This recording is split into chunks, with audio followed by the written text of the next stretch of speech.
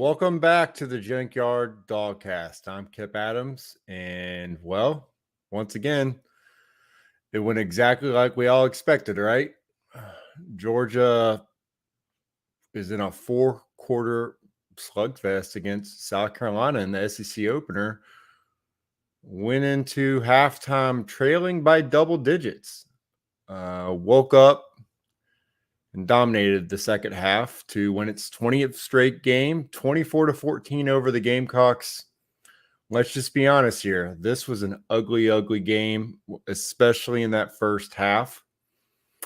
You kind of knew things were going to go a little sideways when you saw the weather report. Obviously, the rain played a factor here, but that opening kickoff going out of bounds, all of a sudden, South Carolina's already got good field position.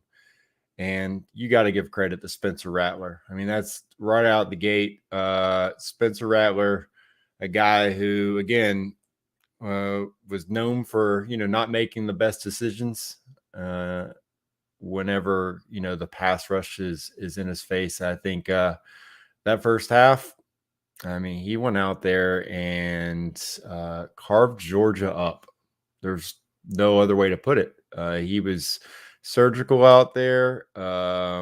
This is a team that a defense that pitched a shutout into the fourth quarter in the first two games. Obviously, an uptick in talent level here with South Carolina.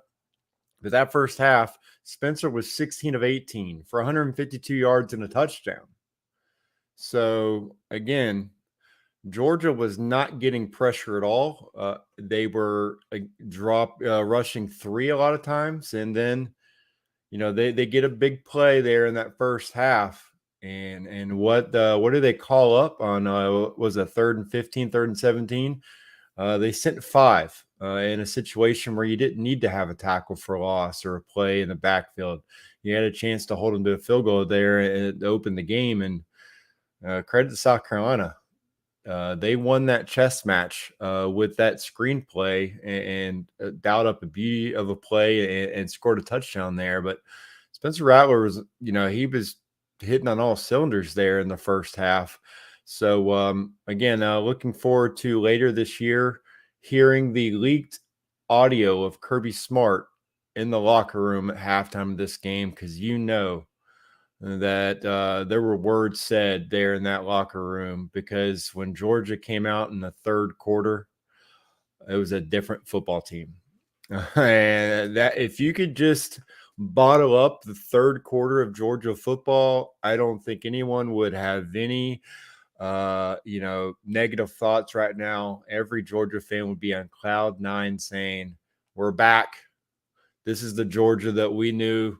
The three-peat is well in hand. No one's going to even touch us right now.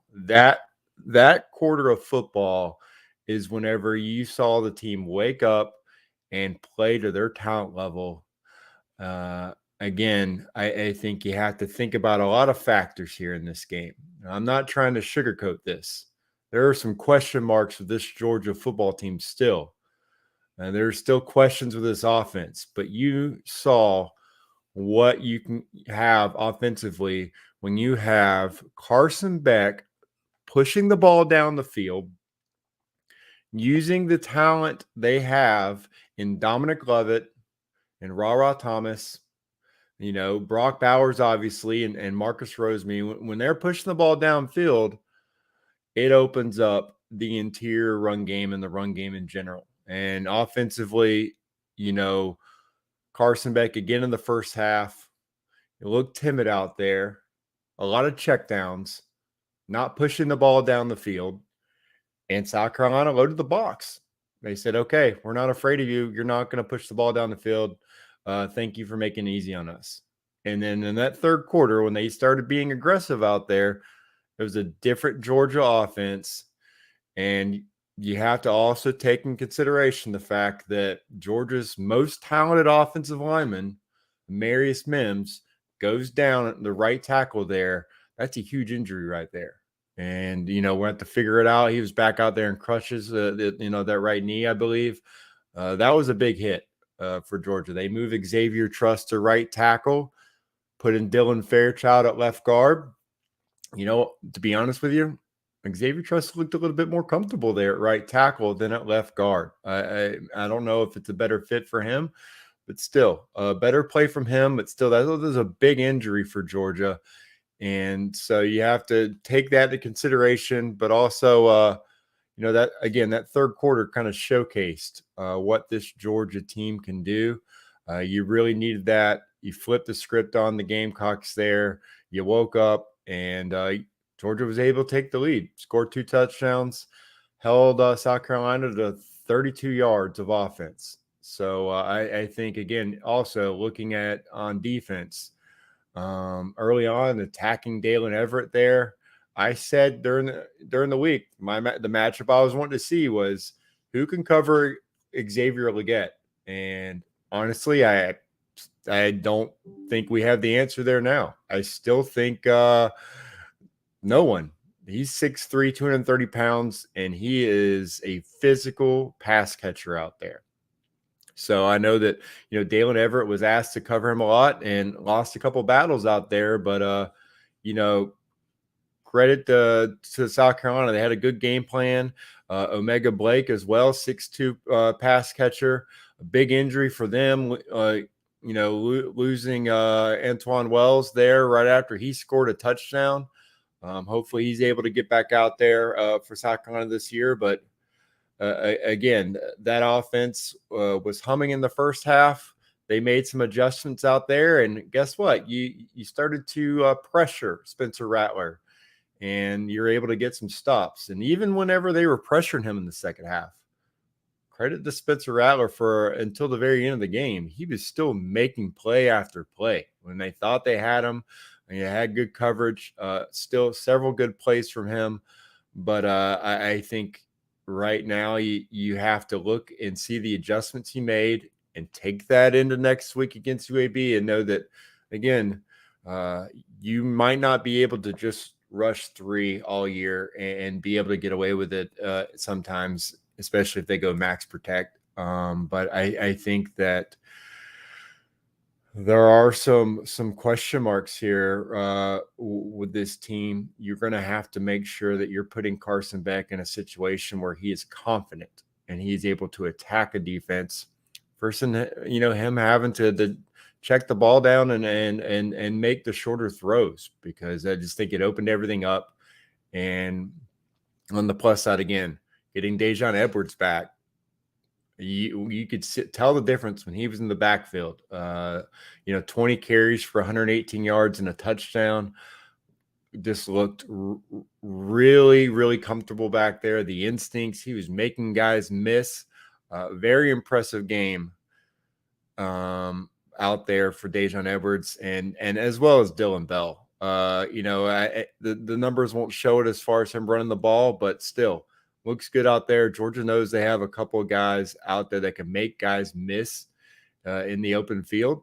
I think here you go. You take a game where Georgia looked ugly. You've had games like this before. You had the Missouri game last year. The weather was, that takes away part of the offense for sure. But you also came away with a 10-point win in an SEC game. And now you go into practice with some real competitive film to work through. Now, I will say one aspect of today where you might want to go back to the drawing board a little bit, kicker. You got a freshman kicker out there, highly touted out of high school. Peyton Woodring, those are some tough misses by him today. So I'm not sure, how close that kicking competition has been, this fall and in practice. But if Jared Zirkle's close, then you might want to give him a shot, because I think right now the eyes might be too wide out there. There were a couple makeable kicks out there that left points on the board for Georgia and kept them from being able to put this game away earlier than they did. But overall, like I said, they clamped down in the second half for the most part. Credit to, again, Georgia's safeties.